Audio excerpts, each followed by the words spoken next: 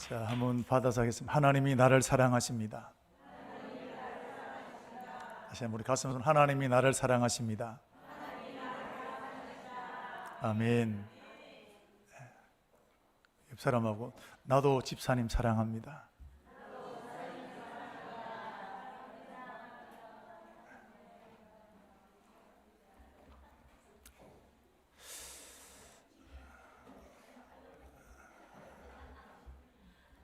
여러분, 오늘 우리 교회 오실 때 여러분 현관문이 열렸습니까? 닫혔습니까?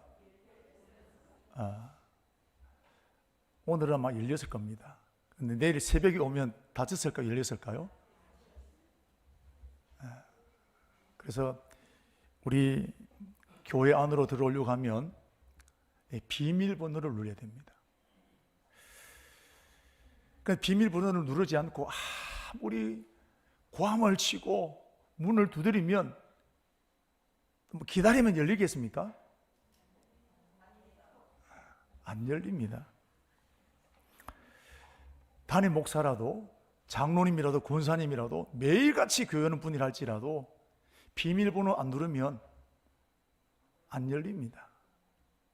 그러나 비밀번호를 누르면 갓난아이도 열립니다. 도둑놈까지 열립니다. 우리 지난번 신혼희망타운에 전도하러 갈 때 요즘 아파트는 다 이 현관문부터 이게 그 비밀번호로 현관이 잠기지 않습니까? 거기 들려가면 다 비밀번호를 알아야 됩니다. 갈 수 있는 길은 두 가지입니다. 비밀번호를 알든지 아니면 그 기다리다가 입주민이 들어가면 따라 들어가든지. 따라 들어가려면 이게 얼마나 시간이 많이 걸리겠습니까? 참 고민하고 있던 중에 우리 김현순 준사님이 번호를 알아오셨어요. 그래서 한동이 아니라 전부 다 알아오셨어요. 그 원리가 있더라고요. 그걸 가르쳐 드리면 안 되고 그대로 눌리니까 다 문이 열리는 거예요. 자, 이런 비밀번호가 열려야 여러분 들어갈 수 있습니다. 하나님께도 비밀번호가 있습니다. 비밀이 있습니다. 근데 아주 오래되었습니다. 1년, 2년 된 것이 아니라 오늘 26절 말씀을 보시면 만세와 만대로부터 감추어졌다 그랬습니다. 오랫동안 비밀로 간직됐다는 것은 굉장히 귀하다는 겁니다. 이런 대통령 기록 문서가 20년 이렇게 넘어가지 않습니까? 그만큼 중요하다는 거예요. 오늘 하나님은 만세와 만대로부터 감추어진 비밀을 가지고 계시는데 그건 그만큼 귀하다는 것입니다. 그런데 그 비밀이 뭐냐? 죄 용서받는 비결입니다. 천국 갈 수 있는 비결입니다. 여러분, 천국 가고 죄 용서받는 것은 돌을 많이 닦거나 또는 착한 일을 많이 하거나 이렇게 해서 천국 가는 것이 죄 용서받는 것이 절대로 아닙니다. 이런 종교들도 물론 있습니다. 그런데 우리는 많은 사람들이 여기에 그렇게 하면 될 것이라고 여러분 착각을 하고 살아갑니다만은 그렇지 않습니다. 여러분, 미국을 가려고 하면 두 가지만 있으면 됩니다. 여러분, 착하게 살면 되나요? 미국 가려고 하면 비자가 있어야 되고 여권이 있으면 됩니다. 이것 없이 아무리 내가 착한 증명서를 가져오고 상 받은 증명서를 가져온다 하더라도 여러분 못 가는 겁니다. 비자가 있고 여권만 있으면 조폭이라도 여러분 가는 겁니다. 여러분, 죄 용서받게 되는 것, 천국 가게 되는 것, 여러분 그 비밀번호가 있는데 그건 오직 한 가지입니다. 두 가지 아닙니다. 그 길은 오직 예수 그리스도십니다. 예수 믿어야 죄 용서받게 되고 예수 믿어야 천국 갈 수 있는 것입니다. 다른 길 없습니다. 오직 한 가지 예수 믿는 것 외에 다른 길이 없습니다. 그래서 요한복음 14장 6절 말씀을 보시면 내가 곧 길이요 진리요 생명이니 나로 말미암지 않고는 아버지께로 올 자가 있다 없다? 오직 예수 그리스도십니다. 사도행전 4장 12절 말씀 보시면 다른 이로서는 구원을 얻을 수 없나니 천하 인간의 다른 이름을 우리에게 주신 일이 없다. 오직 예수만이 죄 용서 받게 되고 예수 이름만이 우리를 천국으로 이끌어가는 유일한 길이라는 사실입니다. 지난주에 말씀을 드렸던 것처럼 아담과 하와가 하나님의 영민 선악과를 먹었습니다. 그래서 마귀의 종이 되고 마귀의 인질이 되고 말았습니다.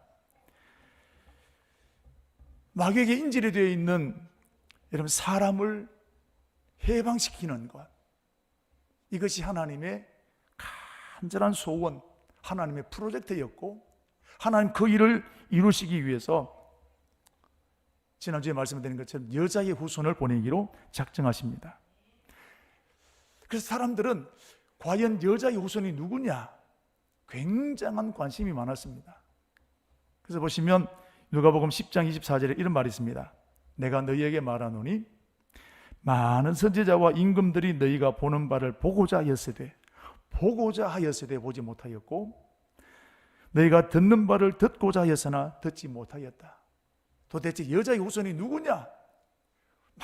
많은 관심을 가졌지만 그들은 보지도 듣지도 못했다는 것입니다. 그래서 하나님은 여자의 후손을 볼 수 있는 지도, 안내 책자를 만들었습니다.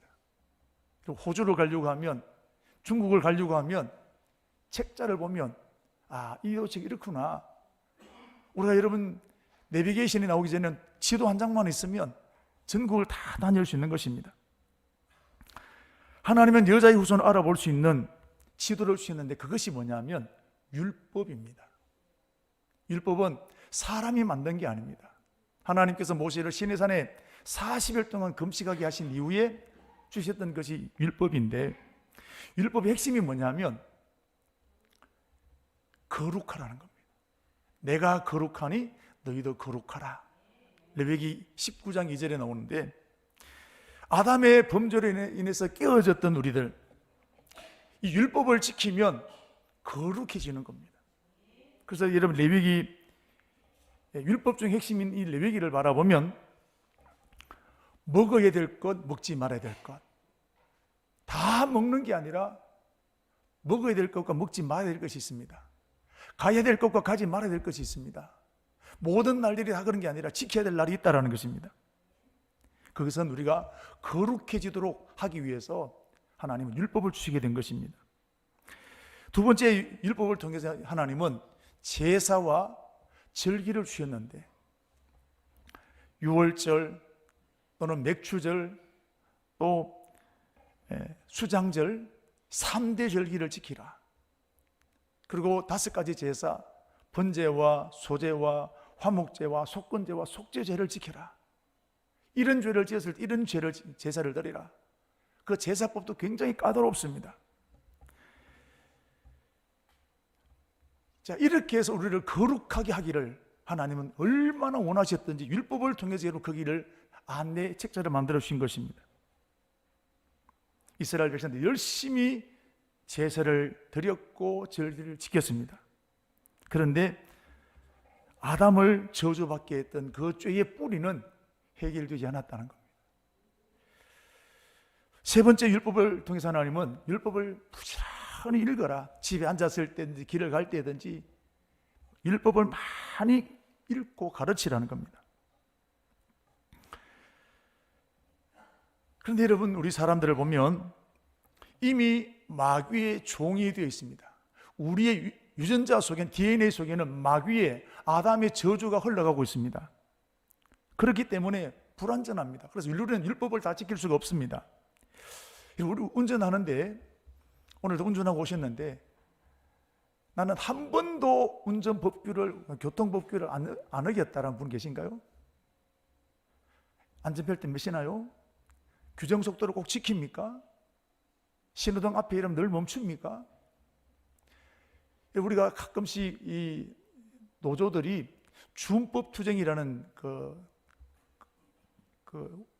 노조 활동을 하는 걸 봅니다. 준법 정신, 법을 지키겠다는 거예요. 이게 좋은 일이잖아요. 그러나 근무 시간이라든지 연장 근무라 이것은 법대로 하면 회사나 안 돌아간다는 겁니다. 자, 이와 같이 법이라는 것은 사람은 아담의 후손의 DNA를 가지고 있기 때문에 죄를 지킬 수가 없다는 겁니다. 그런데 하나님의 율법은 교통법규보다 훨씬 더 까다롭고 복잡합니다. 그러므로 사람은 도저히 율법을 지킬 수 있는 것이 아니라는 겁니다. 그리고 특별히 우리가 율법이 100가지라면 99가지를 다 지켰다가 한 가지를 어기면 한 가지만 어기는 게 아니라 율법 전체를 다 범하게 되는 겁니다.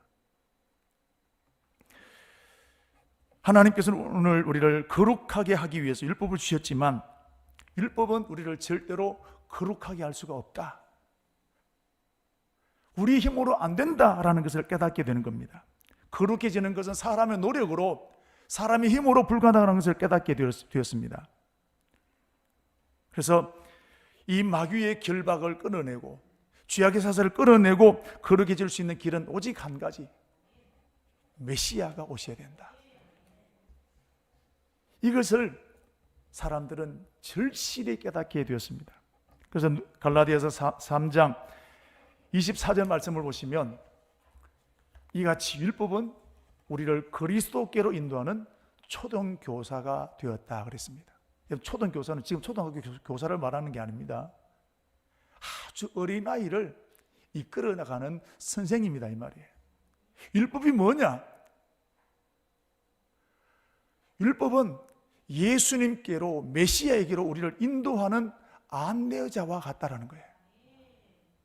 그 복잡했던 율법이, 그 까다로웠던 제사법이, 구약에는 얼마나 많은 다양한 내용들이 있습니까? 그 모든 것들이 마지막 종착역이 됐냐?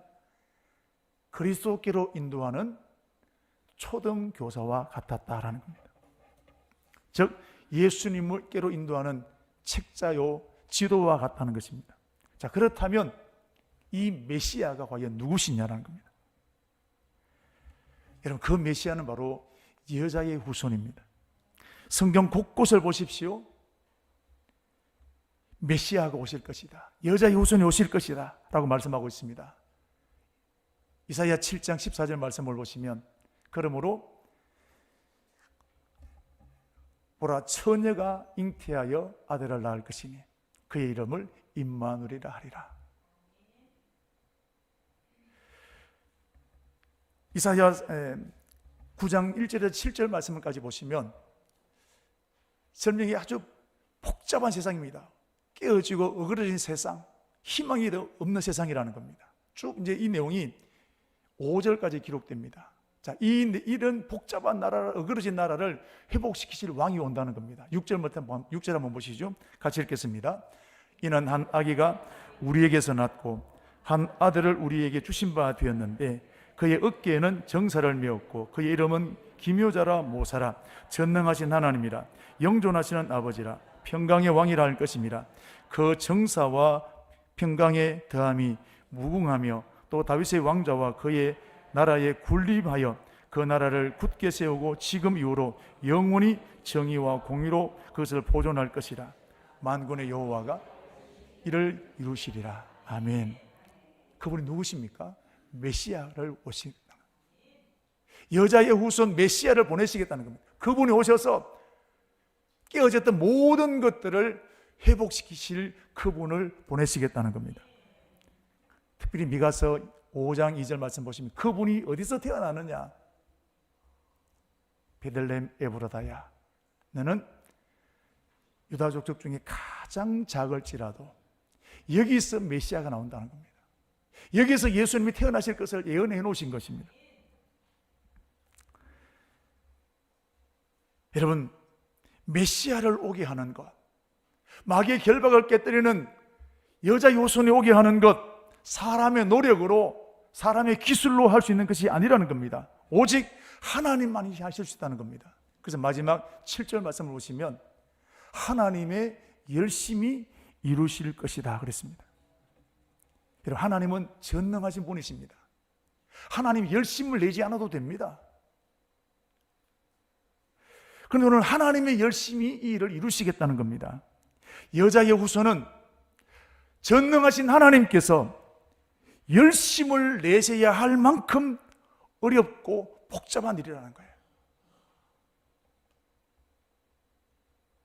우리는 흔히 그냥 여자의 후손이라고 합니다. 그렇다면 하나님이 열심을 낸다는 것이 무슨 뜻이냐? 하나님이 지금보다 더 큰 능력을 나타내시느냐? 아닙니다. 낮아지는 겁니다. 여자의 후손으로 낮아지는 것입니다. 빌립보서 2장 6절과 7절 말씀을 보시면 그는 근본 하나님의 본체시나 하나님과 똑같다는 것이 하나님 자신이라는 겁니다. 그러나 이것을 취하지 않으시고 사람으로 오셨다는 겁니다. 그런데 그 사람 중에 어떤 사람으로 오셨느냐? 종으로 오셨다는 겁니다. 말구에 태어났습니다. 더 이상 낮아질 수 없는 모습으로 오셨다는 거예요. 하나님이 이렇게 낮아지시게 된 것은 하나님의 열심 아니고는 불가능하다는 겁니다. 사람이 지금보다 더 높은 지위, 더 큰 집, 더 큰 차, 더 높은 지위로 올라가는 진급은 누구나 감당하려고 합니다. 힘들어도 그 일을 하려고 합니다. 그런데 부장에서 과장으로, 과장에서 대리로, 도시에서 시골로 전보 발령이 나면 아무도 하려고 하지 않습니다. 여러분, 이렇게 하기 위해서는 내 자존심을 다 꺾어야 됩니다. 내 자신을 내려놓지 않고는 낮아지기가 너무너무 어렵다는 거예요. 그런데 하나님이신 그분께서, 하나님의 아들이신 예수 그리스도 그분께서 사람으로 오신 만큼 낮아지는 게 있겠습니까? 이것은 하나님의 열심 아니고는 불가능하다는 사실인 것입니다. 하나님은 오늘 이렇게 자신이 낮아지기 위해서 열심을 쏟으신 겁니다. 우리는 높아지기 위해서, 성공하기 위해서 열심을 내지만 오늘 하나님은 낮아지기 위해서, 사람이 되기 위해서, 여자의 아들로 오시기 위해서 낮아지고 또 낮아지는 그 열심을 품기 때문에 낮아지게 된 것입니다. 그렇다면 하나님께서 이렇게 열심을 쏟으신 이유가 뭐냐? 저와 여러분을 위한 것입니다. 하나님은 무슨 부귀영화를 누리기 위한 아닙니다. 저와 여러분을 위한 것입니다. 마귀에게 종되어 있고 죄의 굴레에 놀려있는 오늘 저와 여러분을 해방시키는 것이 하나님의 소원이었기 때문에 영광을 버리시고 이 땅에 여자의 후손으로 태어나시게 된 겁니다. 우리 정관에 가면 우리가 몇 번 오셨습니다만은 창대교회 목사님이라고 있습니다. 이상무 목사님이신데 이분은 신장이 하나가 없습니다. 목욕탕 가보면 그때만 하더라도 이 칼 자국, 수술한 자국이 이 전체를 다 흘러가고 있습니다. 목회가 어려워서 여러분 돈 벌고 팔았을까요? 친구 목사님이 신장이 망가졌습니다. 그래서 그 친구에게 신장을 기정 이식하게 된 겁니다. 돈 받고 팔았을까요? 그냥 줬습니다. 아무런 조건 없이 드렸습니다. 이유가 뭘까요? 사랑하기 때문입니다. 사랑하지 않으면 절대로 할 수 없습니다. 오늘 하나님께서 하나님의 영광을 버려두시고 여자의 후손으로 태어나시게 된 것은 저와 여러분을 정말로 사랑하셨기 때문입니다. 사랑하는 채에서는 할 수 있는 일이 아니라는 겁니다. 하나님은 정말로 저와 여러분을 사랑하십니다. 하나님이 세상을 이처럼 사랑하사 독생자를 주셨으니 이처럼 사랑하사, 사랑하시는 척한 것이 아니란 말이죠. 이렇게 해서 하나님께서 여자의 후손으로 태어나시게 되었습니다.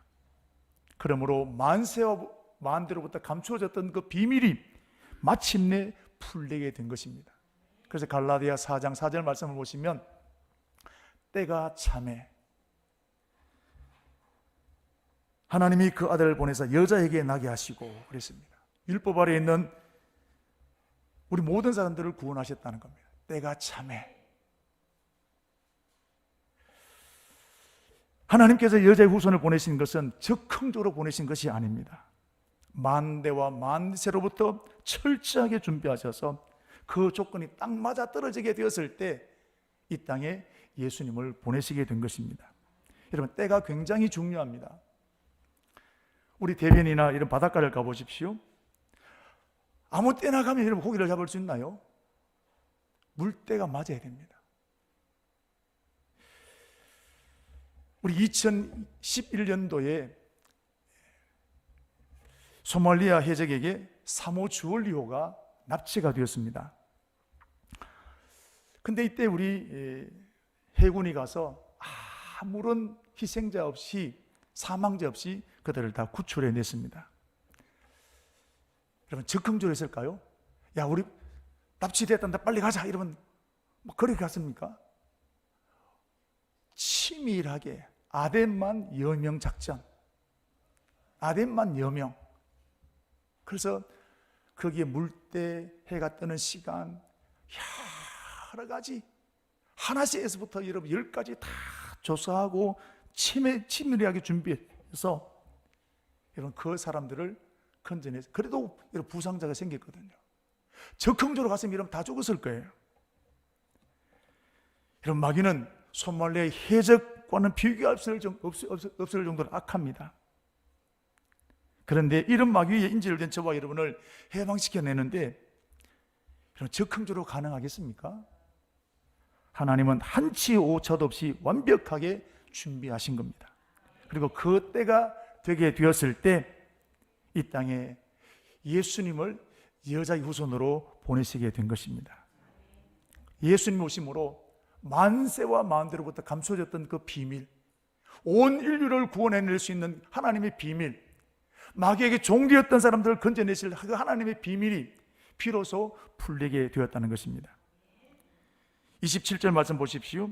이 비밀은 너희 안에 계신 그리스도니, 이 비밀은, 이 여자의 후손의 비밀은 너희 안에 계신 그리스도니, 할렐루야, 예수 그리스도가 하나님의 만세와 만대로부터 감춰졌던 비밀이었다는 사실입니다. 여러분, 그 예수님이 탄생하신 날이 12월 25일 성탄절인 것입니다. 그러므로 옛날에는 여자의 후손이 비밀이었는데 지금은 비밀이 아닙니다. 그분이 누구신지 명백하게 다 드러났기 때문에 그렇습니다. 여러분, 비밀이 풀리면 더 이상 비밀이 아닙니다. 우리 여러분 현관문을 들어올 때 9191 샵 딱 붙여놓으면 그 비밀입니까? 비밀 아닙니까? 처음 오는 사람들이 그거 누르면 된단 말이죠. 비밀은 드러나면 비밀 아닙니다. 그러므로 이제 예수 믿고 천국 가게 된다는 것은 더 이상 비밀이 아니라는 겁니다. 이제 우리들이 해야 할 일은 비밀을 찾아내는 것이 아니라 믿으면 되는 것입니다. 이제 이 사실은 예수 안 믿는 사람들까지도 다 알고 있습니다. 이미 예수님이 오심으로 만세와 만대로부터 감춰졌던 그 하나님의 비밀이 다 공개되어야 됐습니다. 우리들이 해야 될 일은 그 예수님을 나의 주님으로 받아들이는 겁니다. 이것이 오늘 교회가 해야 될 일이요, 저와 여러분 해야 될 일인 줄로 믿습니다. 자, 그런데 오늘 만세와 만대로부터 감추어진 비밀이 예수님이시다 말한 그 사람이 누구냐면 여러분 바울입니다. 바울이 어떤 사람이냐? 빌립보서 3장 5절 6절 말씀을 보시면 이 바울이 어떤 사람인지를 설명합니다. 우리 같이 한번 읽어보도록 하겠습니다. 이스라엘 족속이요 베냐민 지파요 히브리인 중에 히브리인이요 율법으로는 바리새인이요 율법의 의로는 흠이 없는 자라. 자, 오리지널 유대인이라 이 말이죠. 유대인 중에 유대인입니다. 엉벙덩벙한 유대인이 아닙니다. 하나님의 율법을 철저하게 지키는 유대인 중에 유대인이라 그랬습니다. 그의 뼈대를 한번 보십시오. 8일 만에 하늘을 받게 되고 이스라엘 족속이요 베냐민 지파 중에요 히브리인 중에 히브리, 유대인 중에 유대인이라는 겁니다. 율법으로는 가장 엄격한 바리새인이고, 그리고 율법의 의로는 뭐라 그랬습니까? 흠이 없다 그랬어요. 얼마나 철저하게 율법을 지킨 사람인지를 알 수 있습니다. 그 사람이 만세와 만대로부터 감춰진 비밀이 예수 그리스도라고 말했습니다. 율법을 모르는 사람이 아니라 율법에 그 누구보다도 정통했던 사람이 율법이 바로 예수 그리스도 안에서 완성되어진다고 설명한 사람입니다. 지금 우리나라는 이념 논쟁이 굉장히 뜨겁습니다. 특별히 정치권에서 굉장히 치열합니다. 이유가 있습니다. 70년대, 80년대 전대협이라는 대학생 협의체가 있었고 90년도는 한총련이라는 대학생 단체가 있었습니다. 아주 과격합니다. 그들의 주장들은 주사파와 비슷합니다. 그런데 이분들이 운동을 하다가 이제 정치권으로 대거 들어오게 되었습니다. 이들이 지금 나라의 틀을 바꾸려고 하다 보니까 정치권이 굉장히 시끄럽고 복잡해지게 되는 겁니다. 지금 그 출신들이 제일 무서워하는 사람들이 있는데 보수단체가 아닙니다. 자기들보다 더 주사파였던 사람, 민경우라는 사람이 있습니다. 이 사람은 서울 의대를 다니다가 졸업하고 다시 서울대 역사학과를 입학했다가 졸업을 하면서 이제 범민련 사무총장을 지냈습니다. 이것은 주사파의 대부격입니다. 모든 학생운동의 최고입니다. 이 사람이 효선이 미선이 여러분 그 데모를 이끌었던 사람이었고 쇠고기 파동 데모를 이끌었던 사람이 여러분 이 민경우라는 사람입니다.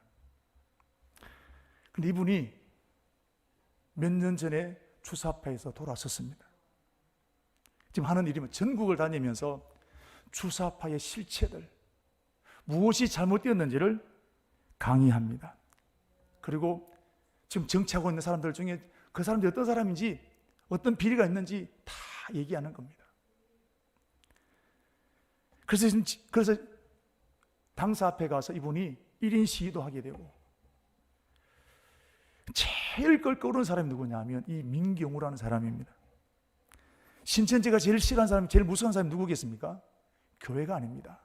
신천지에서 깊이 있다가 탈퇴한 신현웅 목사, 우리 노회 안에도 이음교회를 목회하고 있는 권남계 목사님이 있습니다.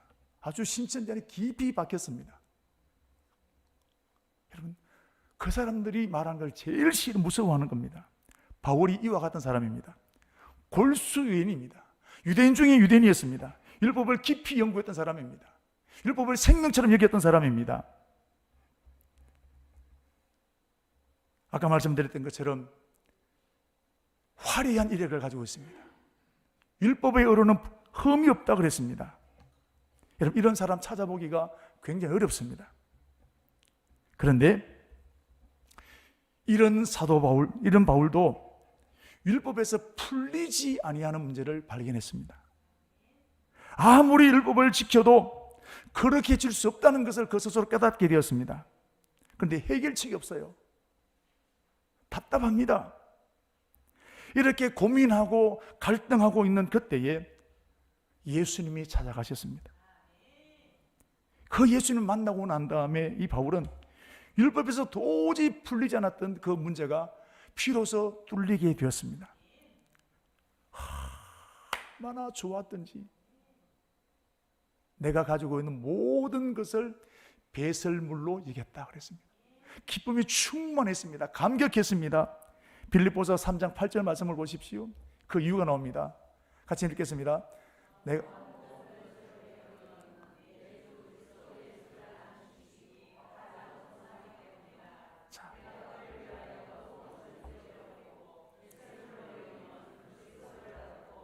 모든 것을 잃어버리고 배설물로 이기는 학벌, 돈, 지위, 명예, 그 모든 것들을 예수님을 위해서 여러분 똥처럼 버렸다는 거예요.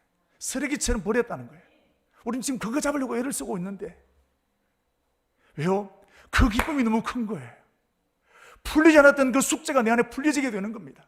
저는 오늘 저와 여러분에게 이 축복이 일어나게 되기를 바랍니다. 내 안에 풀리지 않았던 그 답답함이 지금까지 그 무엇으로 채우지 않았던 그 갈급함이 예수 그리스도 안에서 뚫려지는 역사가 일어나게 되기를 축복합니다. 이걸 경험할 때 예수 믿는 참맛을 느끼게 되는 거예요. 여러분, 우리 유레카란 말이 있습니다. 왕이 금면류관을 주면서 이거 진짜 금지 알아봐라 그랬습니다. 아무리 찾아도 안 찾아지는 겁니다. 왕이 정한 날짜는 다가오는데 고민해도 안 풀리는 겁니다. 그래서 목욕탕에 갔다가 자기가 들어가니까 물이 훅 넘치는 걸 보았습니다. 그래서 얼마나 좋았던지 유레카 그랬습니다. 그리고 빨가벗은 몸으로 자기 집까지 뛰어왔다는 거예요. 얼마나 좋았으면 그랬을까요? 오늘 사도 바울이 예수 만나고 났는데 그 기쁨을 누리게 된 거예요. 모든 것을 버려두고. 며칠 전에 불교의 큰 어른께서 입적을 하셨습니다. 입적이라 하지만 실제로는 자살입니다. 왜 그랬을까요? 무언가 풀리지 아니하는, 해결되지 아니하는 답답함이 있어요. 목숨을 꺼내야 될 만큼 답답함이 있었을 거예요. 여러분, 예수 안에 들어오면 어떤 고민과 갈등이 다 풀려지게 될 줄로 믿습니다. 바울이 그것을 증명해 주는 것입니다. 그래서 바울은 이제 그의 이후의 삶은 예수님을 증거하는 그 일에, 예수 만나면 나처럼 되어진다.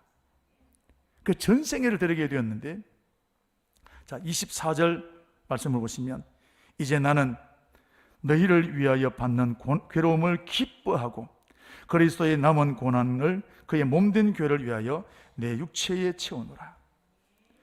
또 28절 말씀 보시면, 우리가 그를 전파하여 각 사람을 구원하고 모든 지혜로 각 사람을 가르치면 각 사람을 그리스도 안에서 완전한 자로 세우려 함이니. 바울의 관심은 그거밖에 없었습니다. 그래서 루스드라라는 곳에서 전도하다가 얼마나 많이 돌에 맞았습니다. 돌에. 머리도 맞고 눈도 맞고 얼굴도 맞고 피투성이해야 될 사람이 죽은 줄 알고 던져버렸습니다. 그런데 죽지 않고 다음날 일어났습니다. 그리고 그 몸을 가지고 루스드라에 가서 또 복음을 전합니다.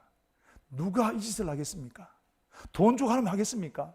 그 안에 하나님 신 기쁨이, 감격이, 죄의 싸움의 축복이 물밀듯 일어나게 되기 때문에 또 그 일을 하는 거예요. 그래서 사도행전 20장 24절 보면 사도 바울은 이런 유명한 말을 남겼습니다. 우리 같이 한번 읽도록 하겠습니다. 나의 달려갈 길과 주 예수께 받은 사명 곧 하나님의 복음을 증거하는 일에는 나의 생명조차도 조금도 귀한 것으로 여기지 아니하노라. 아멘. 나의 생명까지도 드리겠다는 거예요. 그 기쁨이 오늘 바울에게 있는 것입니다.